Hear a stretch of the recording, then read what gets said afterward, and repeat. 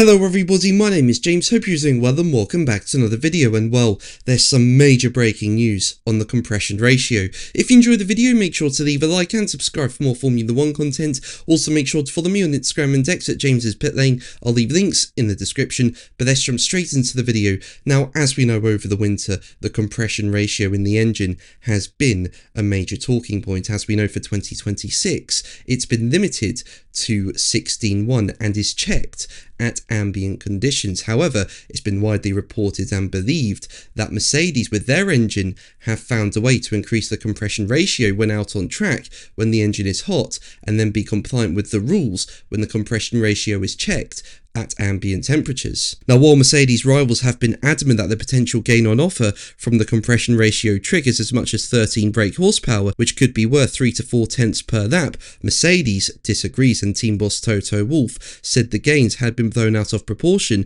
as he reckoned it was only worth a couple of horsepower at best. Still though, rivals have been pushing for a change in testing procedures, and this was a major talking point during testing. I mean, there was a meeting during the Bahrain test, and an original suggestion had been for a new hot test to be added alongside the cold test to be introduced from August 1st. However, further discussions took place about an alternative solution, and while following a meeting of F1's Power Unit Advisory Committee, it's been agreed that the new hot test, which takes place when components have been warmed to 130 degrees, will come into force 6 races earlier than originally planned on June 1st. And a statement from the FIA said that a lot of work had gone into reaching an agreement on the compression ratio issue, which it said had been backed unanimously. The FIA said, as quoted by the race, a significant effort has been invested in finding a solution to the topic of the compression ratio. This parameter, which was one of the key fundamental targets of these regulations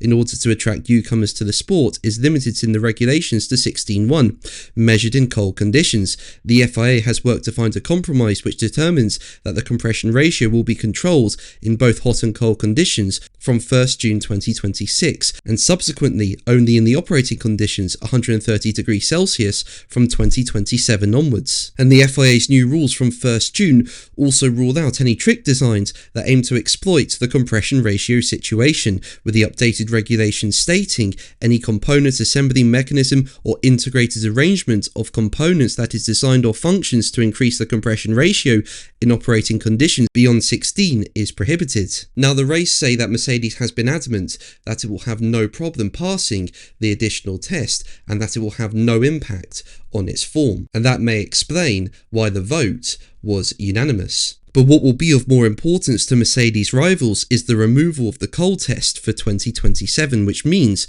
that compression ratios will only be checked when hot, with the race saying, with power units typically reducing their compression ratio when they get hotter, it means that only needing to pass the hot test will be a boost to Mercedes competitors when it comes to designing a power unit that exploits this area of performance. They've been scratching their heads about how Mercedes has managed to design internal components that increase rather than decrease the compression ratio when the power unit gets hot, with both a cold test and hot test in place to check on the 16.1 limit. That made it much harder for Mercedes rivals to design engines that could get close to a higher limit, as they would already be losing ground when things move from cold to hot.